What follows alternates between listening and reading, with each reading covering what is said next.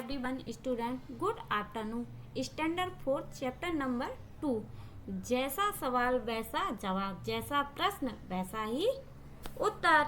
अब मैं रीडिंग करूंगी और इसका एक्सप्लेन भी समझाऊंगी। बादशाह अकबर अपने मंत्री बीरबल को बहुत पसंद करता था। बीरबल को बुद्धि के आगे बड़े बड़ों को भी कुछ नहीं चल पाती थी। इसी कारण कुछ दरबारी बीरबल से जलते थे। वे बीरबल को मुसीबत में फंसाने के तरीके सोचते रहते थे। बादशाह अकबर के सबसे फेवरेट मंत्री बीरबल थे। बीरबल के बुद्धि के सामने किसी की भी नहीं चलती थी। इस वजह से कुछ दरबारी बीरबल से जलते थे।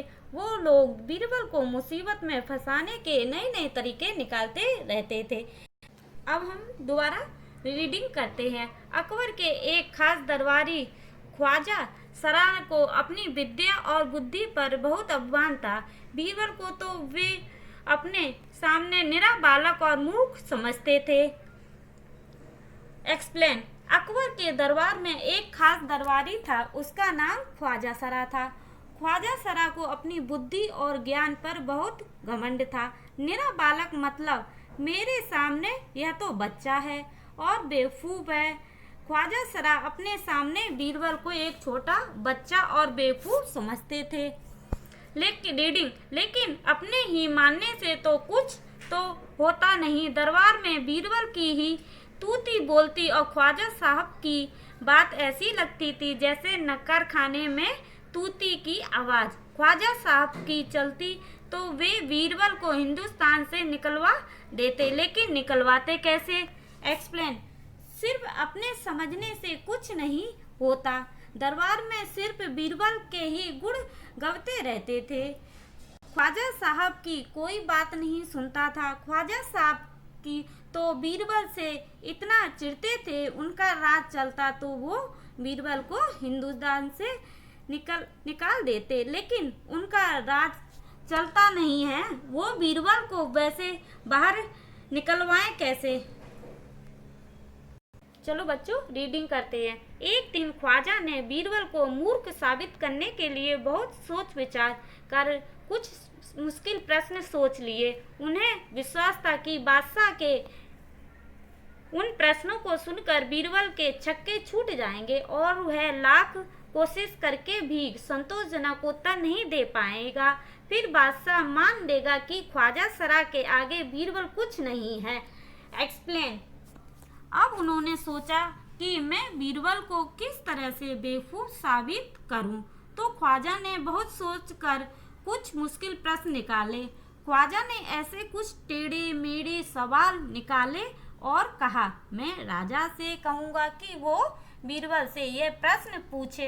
ये प्रश्न सुनकर बीरबल के पसीने छूटेंगे और इन सवालों का उत्तर नहीं दे पाएंगे। फिर बादशाह मान लेंगे कि ख्वाजा बीरबल से ज़्यादा होशियार है और बीरबल बेवकूफ़ है।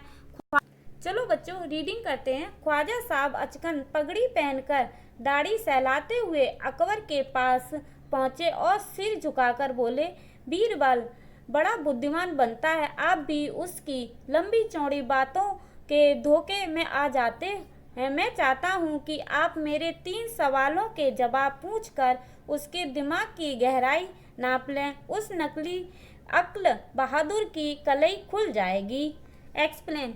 अचकन कुर्ते की तरह होता है।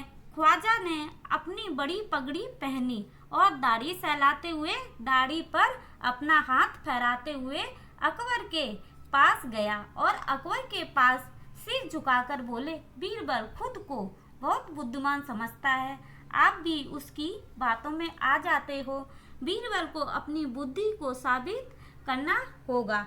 आप उससे 3 सवाल पूछ लीजिए और देख लीजिए कि वो वाकई ही में होशियार है कि या नहीं।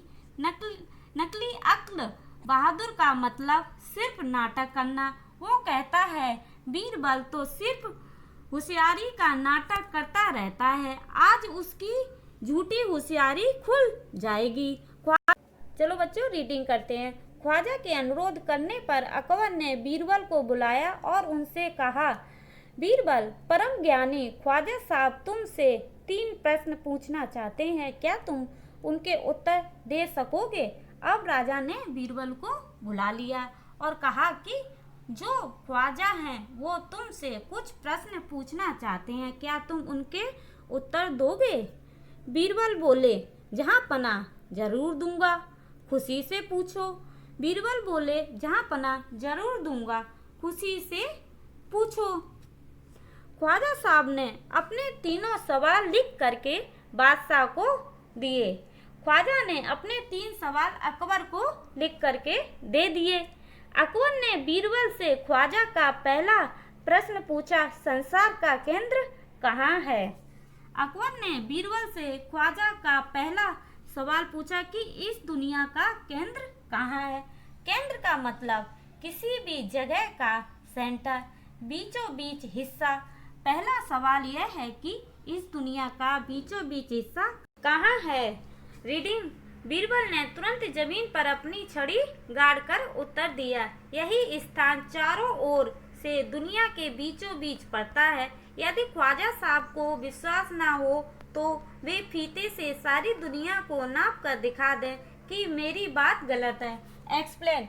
बीरबल ने एक छड़ी उठाई और जमीन पर गाड़कर बोले, यही स्थान दुनिया के चारों ओर से बीचों बीच पड़ता है। यदि ख्वाजा साहब को मेरी बात गलत लगती है हो तो फीते से सारी दुनिया को नाप कर दिखा दे कि मेरी बात गलत है और खुद वो जान ले कि इस दुनिया का बीचों बीच हिस्सा कहाँ पड़ता है। बच्चों रीडिंग करते हैं। अकबर ने दूसरा प्रश्न किया, आकाश में कितने तारे हैं? अकबर ने अब बीरबल से दूसरा प्रश्न किया, आसमान में कितने तारे हैं? Next page. बीरबल ने एक भेड़ मंगवा कर कहा, इस भेड़ के शरीर में जितने बाल है उतने ही तारे आसमान में। ख्वाजा साहब को इसमें संदेह हो तो वे बालों को गिनकर तारों की संख्या से तुलना कर लें। बीरबल ने एक भेड़ मंगाई और ख्वाजा सराय से कहा कि भेड़ के शरीर में कितने बाल है, आप इसको काउंट करो और आपको कोई संदेह लगे तो मुझे बताना। उतने ही ये आसमान में तारे हैं। रीडिंग।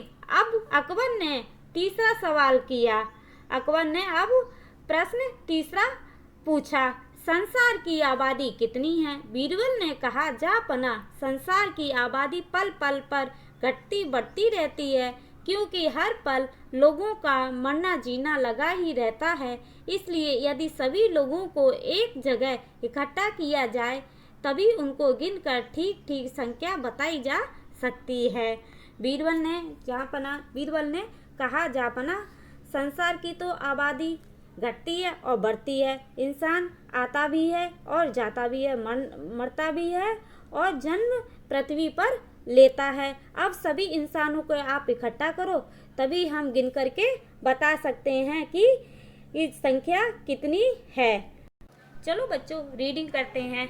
बादशाह तो बीरबल के उत्तरों से संतुष्ट हो गया, लेकिन ख्वाजा साहब नाक भौं सिकोड़ कर बोले, ऐसे गोलमोल जवाबों से काम नहीं चलेगा। जवाब। एक्सप्लेन। बादशाह को तो सारे उत्तर सही लगे, लेकिन ख्वाजा साहब अपनी नाक और भौं इकट्ठा करके बोले, घुमा फिराने वाले जवाबों से काम नहीं चलेगा। रीडिंग। बीरबल बोले, ऐसे सवालों के ऐसे ही जवाब होते हैं, पहले मेरे जवाबों को गलत साबित कीजिए तब आगे बढ़िए। ख्वाजा साहब से फिर कुछ बोलते नहीं बना।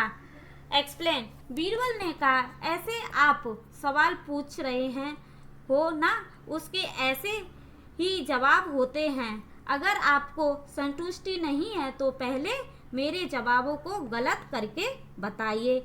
और ख्वाजा साहब कुछ ना बोल सके। HW में पहला ग्राफ लिखना है और आपको इसकी रीडिंग भी करनी है।